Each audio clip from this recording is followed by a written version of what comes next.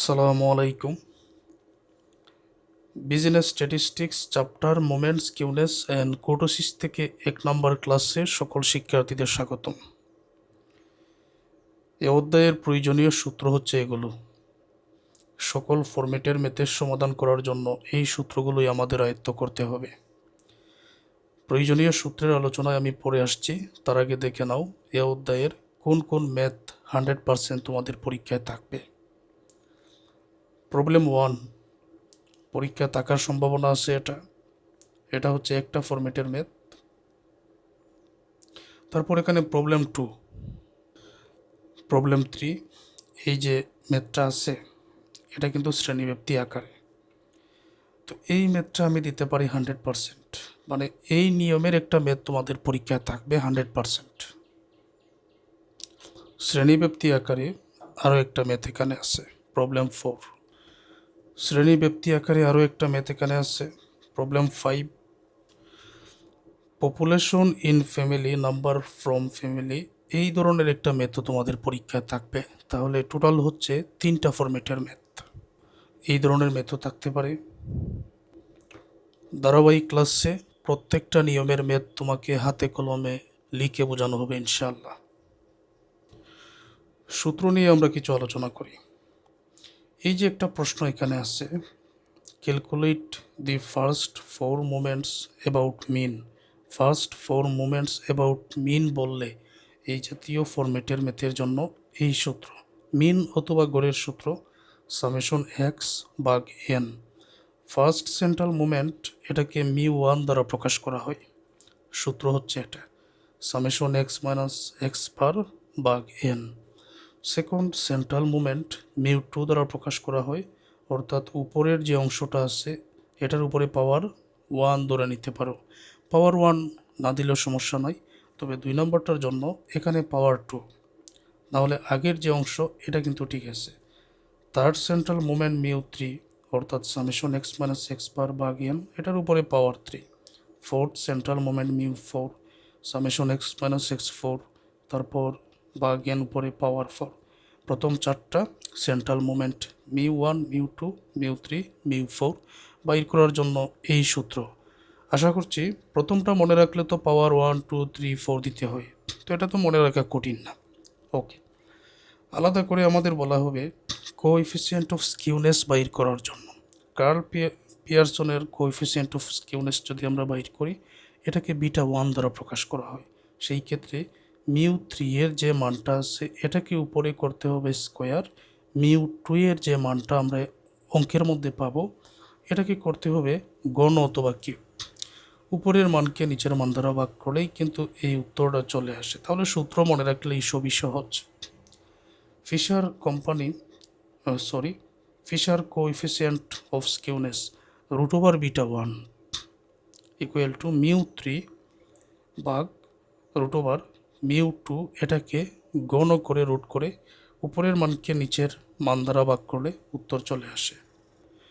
শ্রেণীব্যাপ্তি আকারের যে ম্যাথগুলো বললাম ওই সকল ম্যাথের জন্য মিন অথবা গড় বাহির করার সূত্র এক্স বার দ্বারা এটাকে প্রকাশ করা হয়, এ প্লাস সামেশন এফ ডি ভাগ এন ইন্টু সি। এটা সবাই জানো যারা পেইড ব্যাচে আগের অধ্যায়ের ক্লাসগুলো করেছো। মৌড অথবা প্রচুরক বাহির করার সূত্র এটা। স্ট্যান্ডার্ড ডিভিয়েশন, সিগমা অথবা পরিমিত ব্যবধান বাহির করার সূত্র এটা দেখে নাও, এগুলো আমরা প্রয়োগ করব। মিডিয়ান অথবা মধ্যক বাহির করার সূত্র এটা তোমরা জানো। স্কিউনেস বাহির করার সূত্র হচ্ছে যদি শ্রেণীব্যাপ্তি আকারে দেওয়া থাকে, একটা হচ্ছে 3 মিন মাইনাস মিডিয়ান ভাগ সিগমা। আরও একটা সূত্র আছে, স্কিউনেস সূত্র হচ্ছে মিন মাইনাস মৌড ভাগ সিগমা। তবে সবচেয়ে বেশি এখানে প্রাধান্য পাবে নিচের সূত্রটা। যদি মৌড অথবা প্রচুরক বাহির করা যায় তবে এই সূত্রটা আমরা ব্যবহার করব সব সময়। আর যদি দেখা যায় যে অঙ্কের স্ট্রাকচার অনুযায়ী মৌড অথবা প্রচুরক বাহির করা যাচ্ছে না, তখন উপরের সূত্রটা আমরা ইউজ করব। আর এই সূত্রের প্রয়োজনে অঙ্কের মধ্যে মিডিয়ান বাহির করারও প্রয়োজন পড়তে পারে, মৌড অথবা প্রচুরক বাহির করারও প্রয়োজন পড়তে পারে। যখন যেটা প্রয়োজন তখন আমরা ব্যবহার করব। আর প্রয়োজনীয় গুরুত্বপূর্ণ কথা আমি অঙ্কের সমাধানে তোমাদেরকে বোঝাবো। আর আমি চাই কম সময়ের মধ্যে তোমাদের সব কিছু বোঝানো, ওকে, যাতে তোমরা সহজে বুঝতে পারো। কেউ যাতে বিরক্ত না হয়। এখন একটা ম্যাথের সমাধান হয়ে যাক। Calculate the first 4 moments about mean from the age of 5 labours. 5জন লেবারের ফার্স্ট 4 মোমেন্ট অ্যাবাউট মিন বাইর করো। তাদের এজ দেওয়া আছে 25, 27, 30, 31, 33। ওকে, এখন যে মানগুলো দেওয়া আছে 25, 27, 30, 31, 33, এগুলোকে এক্স দ্বারা প্রকাশ করা হয়। তাহলে এই মানগুলো আমি এক্সের ঘরে প্রথমে বসিয়ে নিচ্ছি। তাহলে মানগুলো আছে এখানে 25, 25, 27, তারপর 30, 31, 33।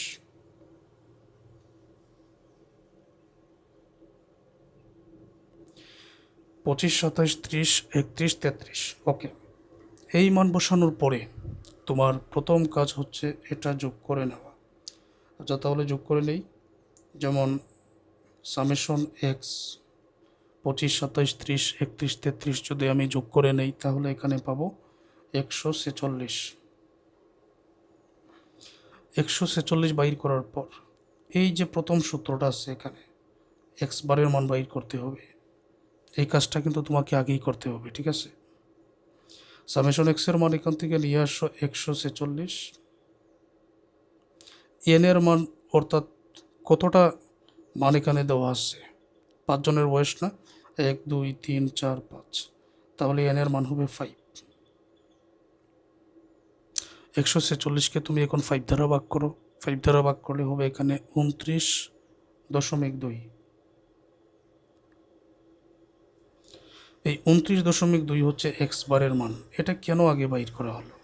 এটা আগে বাইর করা হয়েছে যে এই যে এক্স বার, এখানে দেখো মাইনাস এক্স বার আসছে, অর্থাৎ এক্সের মান থেকে বলতে এই মানগুলো থেকে এক্স বারের মান 29.2 বিয়োগ করে এই গড়টাতে লিখতে হবে। এই জন্য এক্স বারের মানটা আগে বাইর করা হয়েছে। ওকে, তো এখন যদি তুমি 25 থেকে 29.2 এটা বিয়োগ করো তাহলে কত থাকবে? যেমন এই 25 বিয়োগ 29.2, তাহলে এখানে মাইনাসের থাকবে 4.2। এটাই হবে উত্তর। তো এটা তুমি এখানে লিখে দাও, মাইনাসের 4.2। 27 থেকে যদি 29.2 তুমি বিয়োগ করো তাহলে মাইনাসের 2.2। 30 থেকে যদি 29.2 বিয়োগ করো 0.8 হবে। 31 থেকে যদি বিয়োগ করো 1.8 হবে। 33 থেকে যদি বিয়োগ করো তাহলে 3.8 হবে। ওকে, হিসাবটা ঠিক আছে। এখন এক্স মাইনাস এক্স বার শুধু উপরে পাওয়ারটা টু, তাহলে এগুলোর মান কীভাবে বাইর করা যায়? সহজ কথা হচ্ছে যে এই যে মানটা আছে এটা তো এক্স মাইনাস এক্স বারেরই মান, মানে এক্স মাইনাস এক্স বারেরই মান প্রত্যেকটাই। আমি যদি এই প্রত্যেকটাকে স্কোয়ার করে দেই তবেই আমার উত্তরটা চলে আসে। ক্যালকুলেটারে স্কোয়ার করে নাও, দেখো কত হয়। অর্থাৎ এই মানগুলোকে মাইনাসের 4.2কে মাইনাসের 4.2 দ্বারা গুণ করতে হবে। এখন আমি যদি এরকম করি মাইনাসের 4.2 গুণ মাইনাসের 4.2, তখন 4.2 গুণ করে দেখো কত হয়। আর এই মাইনাসে হয়ে যায় প্লাস। আমরা জানি যদি স্কোয়ার করা হয় অথবা পাওয়ার যদি জোর থাকে তাহলে মাইনাস থাকলে মাইনাস উঠে যায়, এটা তো আমরা জানি। তাহলে 4.2 এটা মাইনাস উঠে যাবে, তবে স্কোয়ার করলে ক্যালকুলেটারে তোমরা পাবে 17.64। ওকে, তারপর 2.2কে যদি স্কোয়ার করো পাবে 4.84। 0.8কে যদি স্কোয়ার করো এখানে হবে 0.64। 1.8কে যদি স্কোয়ার করো 3.24। 3.8কে যদি স্কোয়ার করো তাহলে পাবেন 14.44।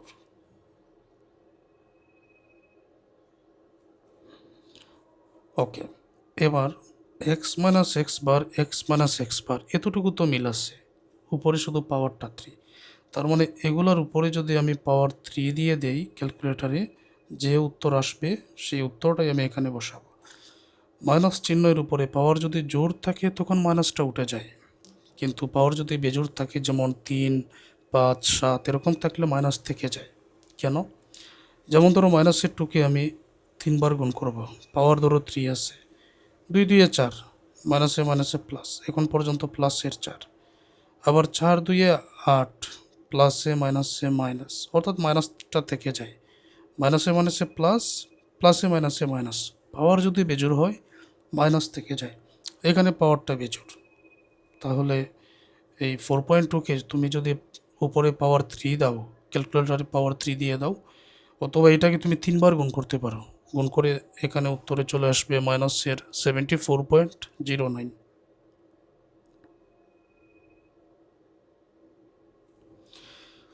-2.2 এটার উপরে পাওয়ার 3 দাও, 10.65, যেহেতু মাইনাস আছে মাইনাস থাকবে। 0.8 এটার উপরে পাওয়ার 3 দাও, 0.512 হবে, তো বইয়ের মধ্যে 51 লিখছে। তো তোমরা যখন ম্যাথের সমাধান করবে তো ভালো করে ক্যালকুলেশনটা করে নিও ক্যালকুলেটারে, কারণ দেখা গেছে যেহেতু আমরা বই থেকে সমাধান করাই, তো দেখা গেছে অনেক সময় বইয়ের মধ্যে মিসটাইপিং থাকে, আর অনেক সময় ক্যালকুলেটর দিয়ে আমরাও হিসাব করি না, কারণ সময় অনেক বেশি লেগে যায়। তো নিজেরা ভালো করে হিসাব করে মানগুলা বসাতে হবে, যেহেতু পরীক্ষায় তুমি নিজেই লিখবে। তারপর এই 1.8 এটাকে তুমি পাওয়ার 3 দিয়ে করো, উত্তরে আসবে 5.83।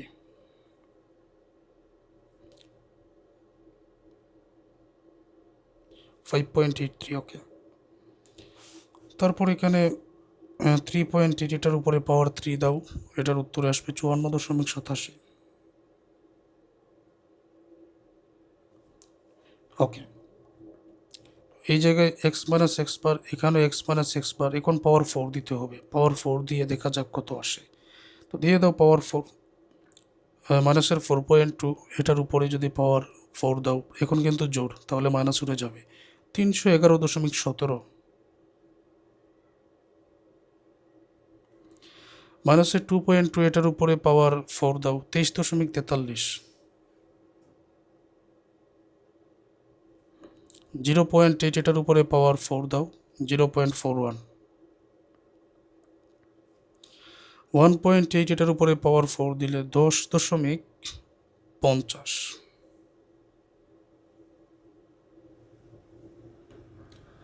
তারপর 3.8 এটার উপরে পাওয়ার যদি 4 দেওয়া হয়, 208.51।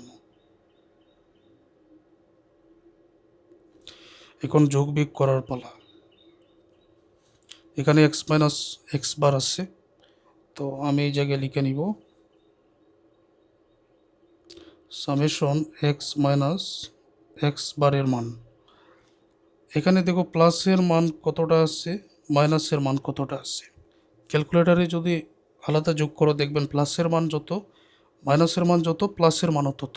তাহলে প্লাসের মান থেকে মাইনাসের মান বাদ দিলে এখানে কত হবে, 0। এখন এই জায়গায় আসো,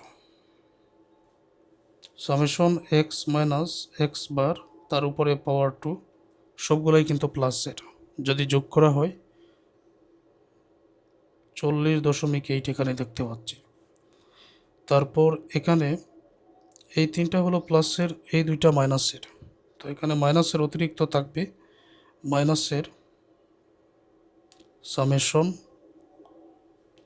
এক্স মাইনাস এক্স বার তার উপরে পাওয়ার 3, এটার মান হচ্ছে -23.53।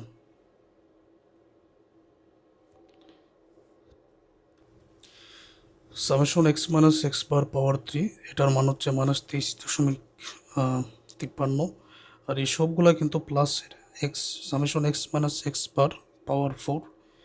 তো এটার উত্তর চলে আসছে 554.02।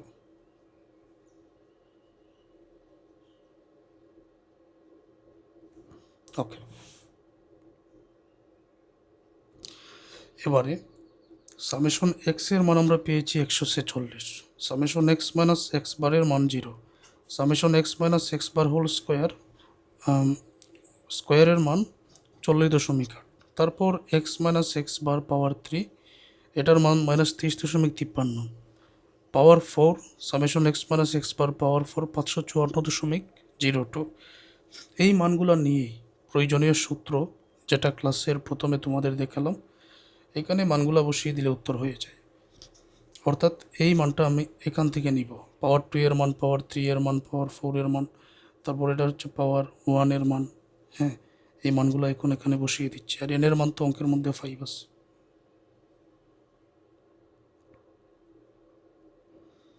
তো এখানে মান বসাও। উপরে সামেশন এক্স মাইনাস এক্স বারের মান 0, এন এর মান 5, তো উত্তরে আসবে 0। তারপর summation x minus x bar পাওয়ার হোল স্কোয়ার, তো নিচে হচ্ছে এন, তো এটার মান হচ্ছে 40.8, এন এর মান 5, 40.8কে 5 দ্বারা ভাগ করলে 8.16। Summation x minus x bar power 3, এইটার মান আমরা উপরে পেয়েছি -23.53, এন এর মান 5, তাহলে উত্তরে চলে আসবে -4.71। এইটার মান উপরে টেবিলে আমরা পেয়েছি 554.02, এন এর মান 5, উপরের মানকে নিচের মান দ্বারা ভাগ করলে 110.80।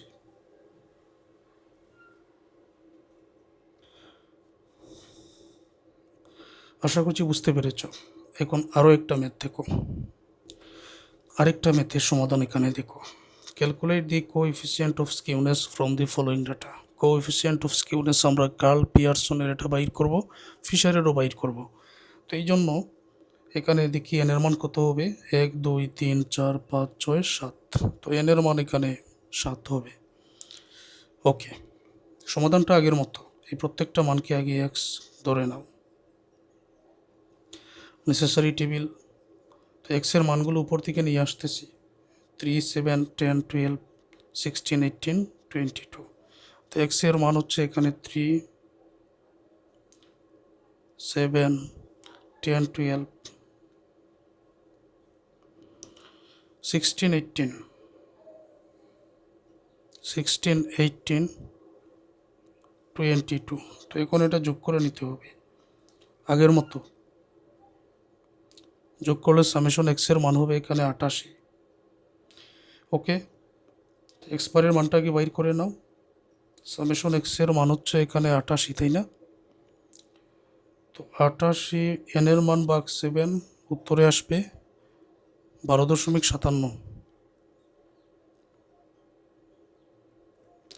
12.57 হচ্ছে এক্স বারের মান। তো সবাই তো বুঝতে পারতেছো, এখন এই এক্সের প্রত্যেকটা মান থেকে এক্স বারের মান 12.57 বিগ করে এ করে বসাতে হবে। 3 থেকে 12.57 বিগ করলে তো মাইনাসের অতিরিক্ত কত থাকে, 9.57 মাইনাসের থাকে, তো এটা এখানে লিখে নাও। ওকে, 3 থেকে যদি বিগ করি এখানে থাকবে মাইনাসের 9.57, 7 থেকে 12.57 বিগ করলে মাইনাসের 5.57, 10 থেকে বিগ করলে মাইনাসের 2.57, 12 থেকে বিগ করলে মাইনাসের 0.57, 16 থেকে বিগ করলে এখন তো প্লাসে চলে আসবে 3.43, 18 থেকে বিগ করলে 12.57, এটা যদি বিগ করি 5.43, 22 থেকে বিগ করলে 9.43। তারপর তো বুঝতে পারতেছো, এগুলোকে পাওয়ার 2 দিয়ে এই করে, তারপর পাওয়ার 3 দিয়ে এই করে, 4 এখানেও গেলাম না, 4-এর প্রয়োজন নাই সূত্রের জন্য, 4-এর প্রয়োজন নাই, এই জন্য এতটুকুতেই আসছে। তো পাওয়ার প্রত্যেকটাকে পাওয়ার 2 দিয়ে মান হবে এখানে 91.58, তারপর এখানে হবে 31.02। তো মানগুলো আমি একেবারে বসিয়ে তারপরে তোমাদের দেখাই, ঠিক আছে?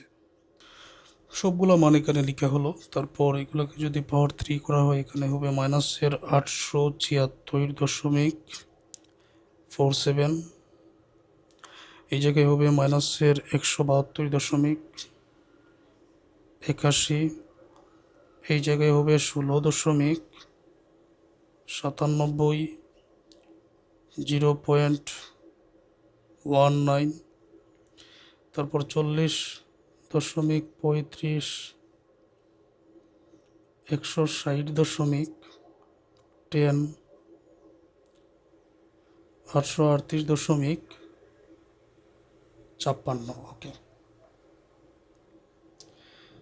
এখন এই জায়গায় এটা যোগবিয়োগ না করলে চলবে, কারণ এটার প্রয়োজন নাই। আমাদের স্কিউনেস বাইর করার জন্য এই অংশটা যোগ করে নাও।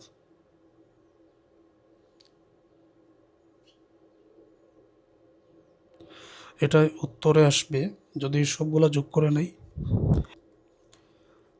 259.68, 259.68।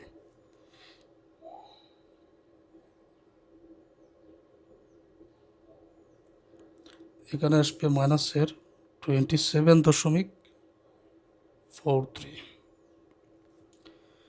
Summation x minus x bar whole স্কোয়ারের মান x minus x bar power 3 এর মান 259.68 আর মাইনাসের 27.43, মানগুলো মনে রাখো।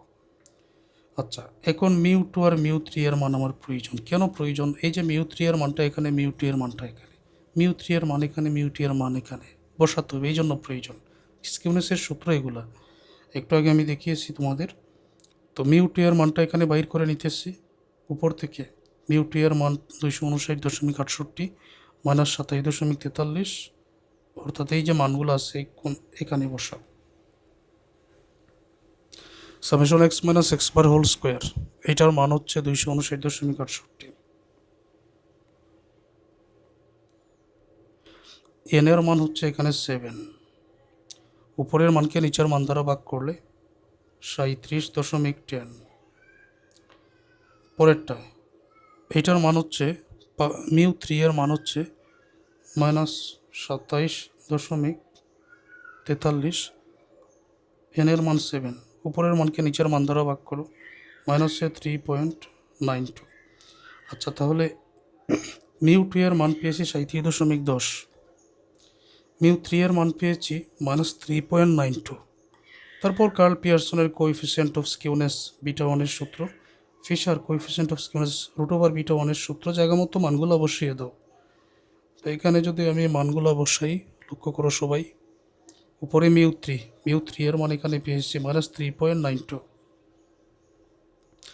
মাইনাস 3.92, এটাকে আবার করতে হবে স্কোয়ার, μ3 এর মানকে স্কোয়ার। μ2 এর মান আমরা উপরে পেয়েছি 37.10, এই যে μ2 এর মান 37.10, তো এটাকে করতে হবে কিউব।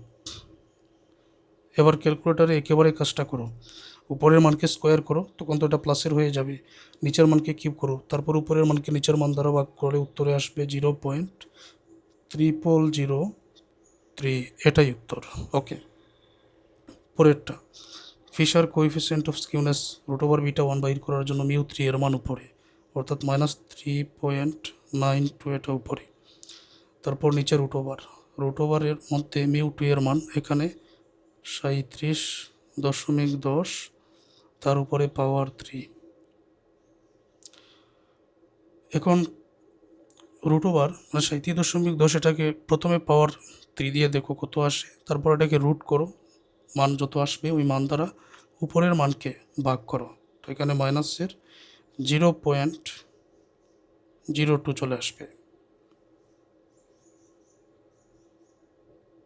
এটা একটা উত্তর, এটাও একটা উত্তর। অর্থাৎ